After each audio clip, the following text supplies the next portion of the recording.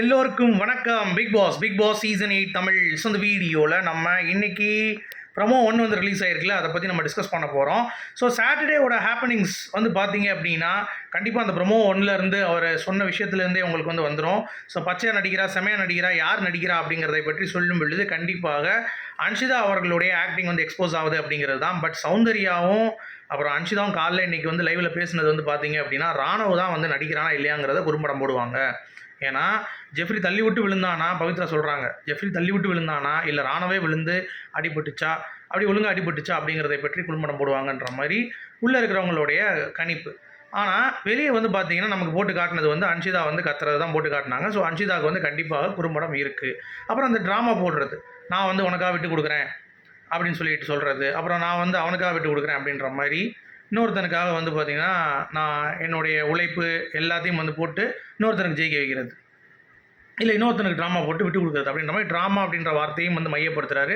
அப்போ எல்லாருமே நிற்கிறாங்க. அந்த ஃப்ரேம் முத்து வந்து அழுதுட்டு இருந்தார்ல, அந்த ஃப்ரேமில் எல்லா கண்டஸ்டன்ஸும் நிற்பாங்கல்ல, அதற்காக ஒரு குறும்படம் வந்து போடப்படுது அப்படிங்கிறது பார்க்க முடியுது.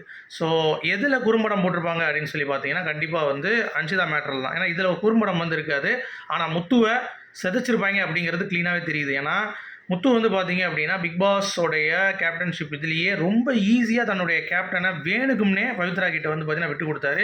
இது வரைக்கும் ஹிஸ்ட்ரியிலே வந்து இந்த அளவுக்கு வந்து பார்த்தீங்கன்னா யாருமே அப்படியே நின்றுக்கிட்டே அப்படியே பாலை பார்த்துக்கிட்டு நீ போடு நான் தான் இருக்கேன்ல அப்படின்ற மாதிரி சொல்கிற அளவுக்கு யாரும் பண்ணல. இதுக்கு முன்னாடி நடந்திருக்கு, கேப்டன்ஷிப் விட்டு கொடுத்துருக்காங்க. இந்த சீசன்லேயே தீபக் வந்து ரஞ்சித் விட்டு கொடுத்தாரு, அதெல்லாம் வந்து தெரியாது. கடைசி வரைக்கும் அவரும் வந்து விளையாண்டார். பட் இதில் வந்து பார்த்தீங்கன்னா அவர் வந்து விளையாடல. அட்லீஸ்ட் ஒரு 2-3 தட்டி விட்டு அப்புறம் அப்படி தவற மாதிரி தவி அப்படியாச்சும் ஏதாவது பண்ணியிருக்கலாம். ஏன்னா இது வரைக்கும் கேப்டன்ஷிப் வந்து ரேய் நீ பரவாயில்லடா அவளுக்காக விட்டு கொடுத்துருக்க அப்படின்னு சொல்லுவாங்க. ஆனால் அதை ப்ரூவ் பண்ண முடியாது. பட் இது வந்து அப்பட்டமாக ப்ரூவ் பண்ணலாம். அதை கேட்டால் அவன் ஒத்துக்கவே இல்லை. இப்போ வரைக்குமே ஒத்துக்கலைங்க.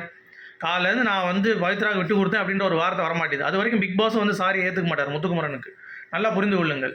ஏன்னா காலையும் இன்றைக்கி வந்து திருப்பி ட்ராமா ஸ்டார்ட் பண்ணிட்டார். சாரி பாஸ் சொல்லிட்டு நான் வந்து உங்களையும் என்னுடைய பிக் பாஸையும் தான், அதாவது பிக் பாஸையும் சேதன்னு தான் என் கையை பிடிச்சி கூட்டு போகிறேன், எங்கள் அப்பா அம்மா பார்க்குறேன் அப்படி இப்படின்றாரு. அப்போ நீங்கள் வந்து அப்பா அம்மா மாதிரி பார்க்குறீங்கன்னா ஒத்துக்கணும்ல உண்மையை.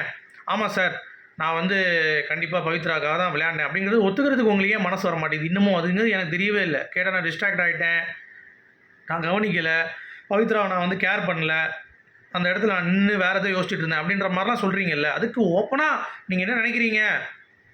அது சொன்னால் ஃபேக் ஆயிருமோ ஒரு வேளை அப்படின்றத இவ்வளோ தூரம் நீங்கள் நடித்து ப்ரூவ் பண்ண வேண்டிய அவசியம் இல்லை முத்து. சிம்பிளான மேட்ரு, சிம்பிளான கொஸ்டின். ஸோ அதுதான் இன்றைக்கி விஜய் சேதுபதி கேட்டு ட்ரை பண்ணியிருக்காரு. அப்போ தான் வந்து முத்துக்குமரன் வந்து பார்த்தீங்கன்னா அழுதுருக்காரு அப்படின்ற ஒரு அப்டேட். சரியா? இது ஒன்று. அடுத்து வந்து பார்த்தீங்கன்னா அன்ஷிதா அவர்கள் அவங்களோட ஆட்டிடியூடு செமையாக நடிக்கிறா, பச்சையாக நடிக்கிறா அப்படின்ற மாதிரி எல்லாத்தையும் சொல்லி நீ ஏன் நடித்த அப்படின்ற மாதிரி ஒரு குறும்படத்தை போட்டு நம்ம அன்ஷிதாவுக்கு வந்து பார்த்தீங்கன்னா அந்த தலையில் அடிபட்ட அந்த ஒரு விஷயம் இருக்குல்ல, அதை வந்து காமிட்டிருக்காங்க. அப்புறம் வந்து நீங்கள் அடிக்கவே இல்லைன்னு சொல்கிறீங்க, அடிச்சிருக்கீங்க அப்படின்ற மாதிரி கை அமுக்குனது, கை அடித்தது, இந்த மாதிரி தட்டி விட்டது, இந்த மாதிரி ஏகப்பட்ட விஷயங்கள் வந்து போடப்பட்டிருக்கு அப்படின்ற மாதிரி சொல்கிறாங்க. ஸோ ஒரு குறும்படத்துக்கு அன்ஷிதா, சரியா, முத்துக்கு பயங்கரமான ஒரு ரோஸ்ட் அப்படிங்கிற மாதிரி தான் வந்து நமக்கு முதல் கட்ட தகவல் வந்து வருது. ஸோ அதை நம்ம வந்து சனிக்கிழமை நிகழ்வுகள் நம்ம எப்பயும் டிஸ்கஸ் பண்ணுவோம்ல, ஒரு 7 மணிக்கு என்னென்னலாம் வந்துடும். ஸோ அதை பார்த்துட்டு நம்ம டிஸ்கஸ் பண்ணலாம். அப்புறம் வந்து எல்லாத்தையும் முடிச்சுட்டு முத்துவை ஃபஸ்ட் சேவ் பண்ணுவார்னு நினைக்கிறேன். போனாட்டு அருணை பண்ணார்ல, அந்த மாதிரி முத்து வந்து எல்லாத்தையும் முடிச்சுட்டு அவருக்கு வந்து எப்படி இருக்குது கிளாப்ஸ் அப்படிங்கிறத பற்றி நம்ம டிஸ்கஸ் பண்ணலாம். இது ஒன்று. அடுத்து ரொம்ப முக்கியமான அப்டேட் வந்து பார்த்தீங்கன்னா இங்கே யார் நடிக்கிறாங்க அப்படின்னு சொல்லி கேட்டாங்கல்ல, கொஸ்டின் கேட்டிருந்தார்ல விஜய் சேதுபதி.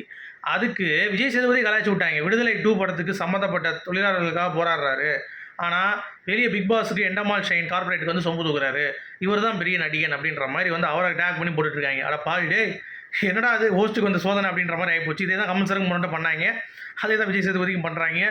ஸோ யாராலும் மாறலாம், ஆனால் மக்களுடைய மனநிலை வந்து பார்த்தீங்கன்னா அந்த ஹோஸ்ட்டை நாங்கள் எப்படியாச்சும் ரோஸ்ட் பண்ணுவோண்டா அப்படின்ற மாதிரி அந்த ஒரு பேட்டர்னில் இருக்குது அப்படிங்கிறது பார்க்க முடியுது. ஸோ இன்றைக்கி முத்துவோட ஜிங் ஜிகா, அன்ஷிதாவோட ஜங் ஜகா அப்படிங்கிறது தான். ஸோ 2 பேருக்கும் வந்து ரோஸ்ட் கன்ஃபார்ம் அப்படிங்கிறது. அது போக வேறு என்னென்னலாம் பண்ணியிருக்காரு. எவிக்ஷன் நியூஸ் பற்றி நீங்கள் கேட்குறீங்க. எவிக்ஷன் 1 ரஞ்சித் கன்ஃபார்ம் ஆகிடுச்சு, இன்னொன்று தான் யாருன்னு தெரியல.